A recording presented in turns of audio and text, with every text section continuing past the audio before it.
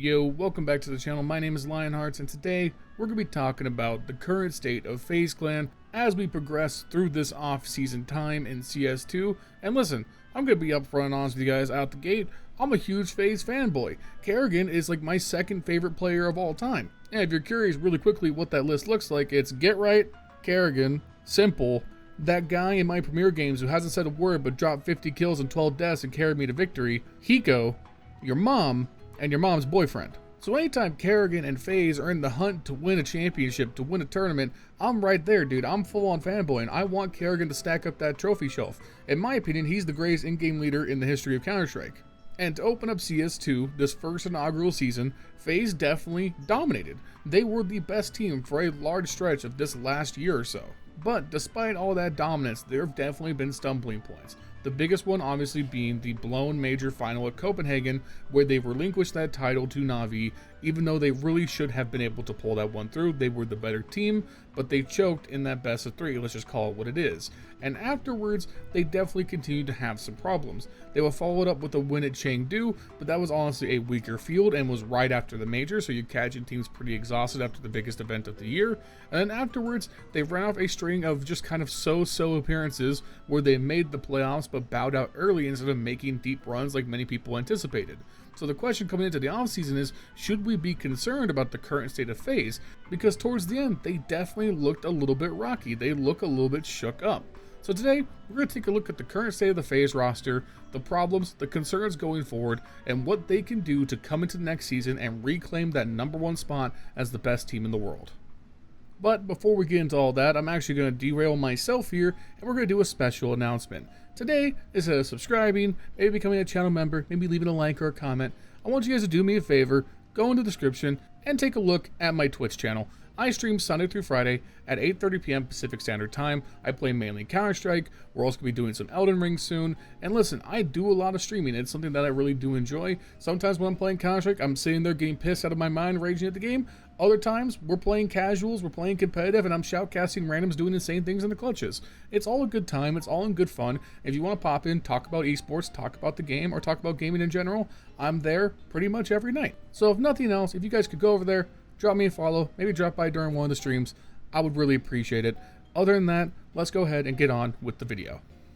I think a good place to start is a little bit of context, because again, we're talking about the end of the season being disappointing for Faze. Really undersells the fact that they were by far the most dominant team this season and went on one of the great dominant tournament runs of all time in CS. Because again, we go back to IEM Sydney, which is the start of the season in CS2 for many people. They go 3 straight wins: IEM Sydney, the Thunderpick World Championships, CS Asia Championships. 2 of those, admittedly, kind of B-tier events, but still, that's 3 wins in a row. They go 2nd place at Blast Premier Fall Finals. They go 2nd place again at the Blast Premier World Finals. They win out the group stage for the Blast Premier Spring. They then go 2nd in IEM Katowice, only losing to Donk, having one of the best tournament performances ever. They go 2nd at the Major. They win IEM Chengdu. That is 8 straight tournament final appearances. Truly one of the greatest runs of all time. We're talking a level of dominance that we've really only seen from teams like Astralis or at the beginning of CSGO, the original NIP lineup. And keep in mind, obviously after the Blast Premier Fall Finals, they lose their 2nd best player in Twiz and bring in Frozen from Mouse. So they did this with 2 lineups and still maintained this dominance through most of the split. And yet, there is a clear line in the sand where there is Faze before this moment and the Faze clan after this moment, and it starts at Katowice and it gets hammered home at the Major. Both of these losses in these finals were crushing, and the Major especially appeared to weigh quite heavily on this team. I mean, think about the context now. No one expected Na'Vi to be able to beat this Faze team, and not only do they beat them in the Major finals, they have a terrible closing map on Inferno. Karrigan infamously has like 1 kill on the final closing map. Inferno continues to haunt him in Major finals. We're talking the difference between Karrigan adding a 2nd Major to his trophy cabinet, capturing the 1st Major in CS2, and at that point, there's no more argument. You can't deny he's the greatest IGL of all time. Copenhagen was a potentially legacy-defining moment, and Faze fell short. And keep in mind, they're playing pretty much every event on the calendar. They're not stopping. They immediately go to Chengdu like a week and a half after the Major, and yeah, they win that, but honestly, the field, not that strong. And FaZe entered that tournament, they start off a little bit shaky, they lock it down and close out the playoffs quite strongly. But then the rest of the calendar, there's just a change, a shift. It's hard to really pinpoint what starts to go wrong.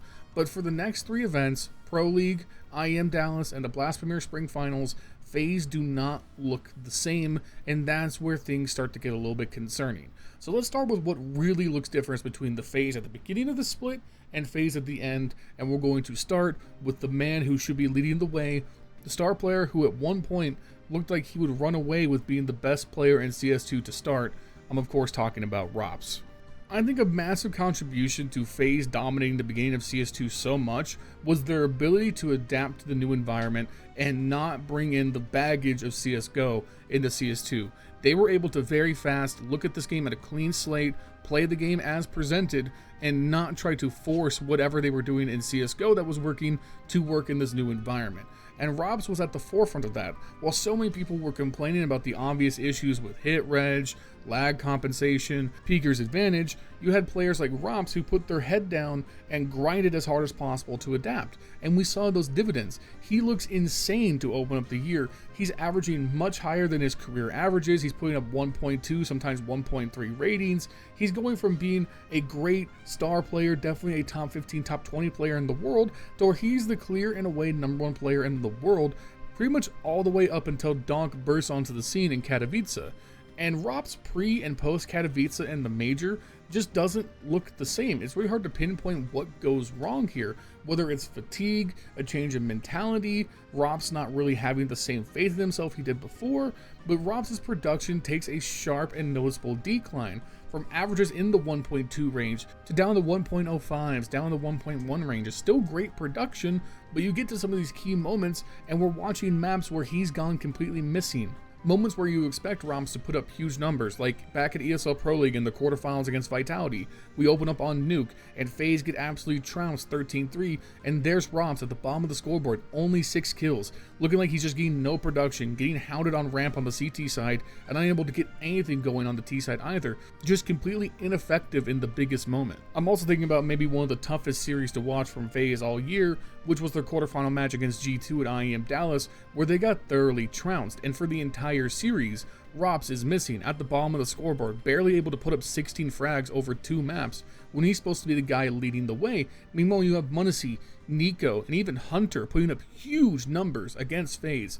FaZe should be taking out this G2 team with a stand-in pretty much every single time, despite how great m0NESY and Nico are, because FaZe are better than the sum of their parts. It's the whole that is so overwhelming.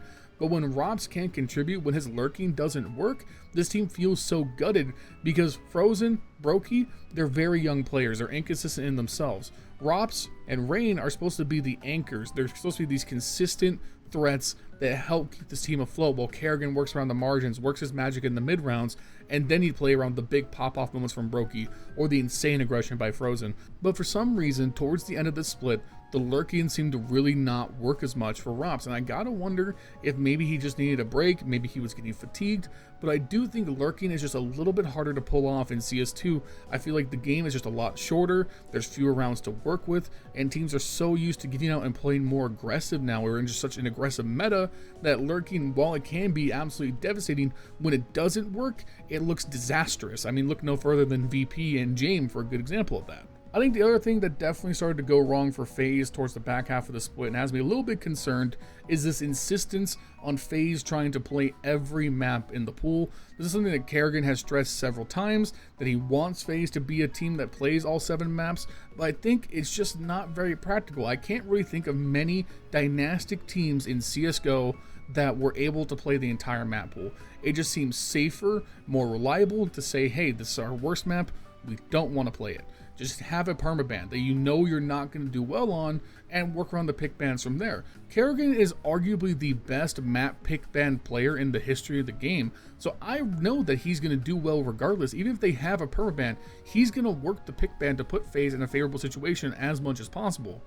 I think it was just an added stress the team didn't need for them to try and integrate Dust 2 as Overpass went out and maintain the 7 map pool when they weren't really good on Vertigo. You had to try and make Dust 2 work, instead of just picking one of those, whatever you like least, and just having it off the table. Focus on everything else. You guys are the best nuke team in the world. You're really good on Inferno, you're good on Ancient, and you're good on Mirage. Rely on those as your home maps, and maybe play some Anubis, maybe play some Vertigo, and just say, hey, Dust 2 is too new, we'll work on it during the off season, maybe we bring it back and drop something else, but for right now, just take Dust 2, take Vertigo, take one of those off the table, and just make things a little bit easier, a little bit more consistent for your team, especially when you guys were struggling to find form again. I think you were stretched far too thin, trying to make too much work, especially when basically everybody plays Inferno, Nuke, Ancient, Mirage to some extent. So I was inspired to make this video and talk about this topic because FaZe Clan just released a little documentary from the Blast Spring Finals, and there was definitely a lot of interesting insight about the mentality of FaZe Clan at the time,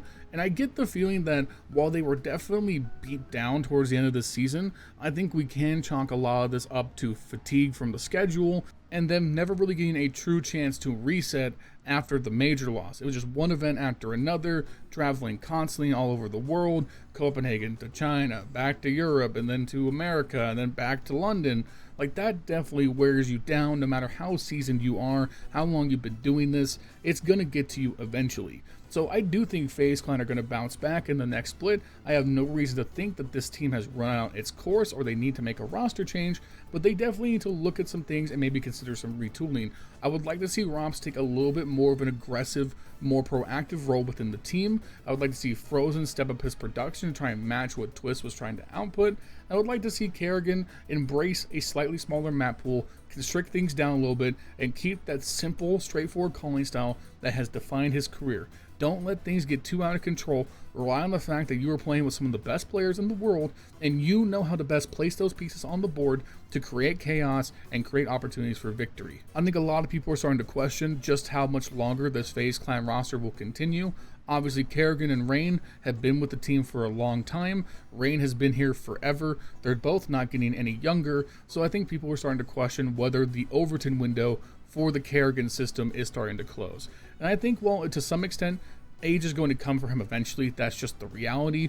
Right now, in terms of production, Karrigan is still a better individual than players like HooXi, and he's by far the superior mind for the game, and occasionally he has those moments where he rolls back the clock and shows these young bloods what's good, so I'm not really that worried about it. Rain remains one of the most consistent third stars in the history of the game. If I had to put it into like basketball terms, Rain is like the best six-man to ever play the game. You have your stars, you have your players that you expect to put up 25, 30 points a night, but then you have Rain in the back, and every once in a while he's going to step up and take over a game himself and show you why he could have been a star elsewhere. But he's comfortable coming off the bench, he's comfortable supporting the team as needed and putting up steady production all throughout that. He's like the Manu Ginobili of Counter-Strike. And lastly, of course, I have a lot of faith in Ropz, Brokey, and Frozen as a core of players that could compete with any team in the world at a consistent level and vie for championships no matter what. I think FaZe will hit a reset, I think they'll retool, and they'll come back just as strong as we saw at the beginning of the split, and if that's the case, teams need to look out. Alright, those are my thoughts about FaZe Clan going into this offseason as we ramp up and get ready for Counter-Strike to return soon. Let me know what you guys think about FaZe right now in the comments down below. Do you think they should be open to making a roster change? Would you replace anybody on this roster? What do you think went wrong for FaZe as we got towards the end of the split? Let me know and I'll be down there responding as always. If you made it this far, thank you for watching. I'll go ahead and plug this now. Make sure you like, comment, subscribe, all that good stuff. If you want to become a channel member, consider doing so for $5 a month. You can support me directly in what we do here. Gain access to these types of videos the night before anybody else, as well as a shout out at the end of every video. And speaking of, shout out to my channel members, Justin, Jesse, and Furley for helping keep the lights on. And lastly, of course, like I said in the beginning, follow me on Twitch. It would help out immensely. I've been streaming a lot, and I would like to see some of you guys come over because the YouTube channel is doing great, and I want to make YouTube and Twitch work as much as possible. So come on over. You can laugh at me being bad at Counter-Strike. It'll be a good time. And other than that, guys, hope you're well. Hope you guys have a good day, and I'll see you soon with another video. Peace.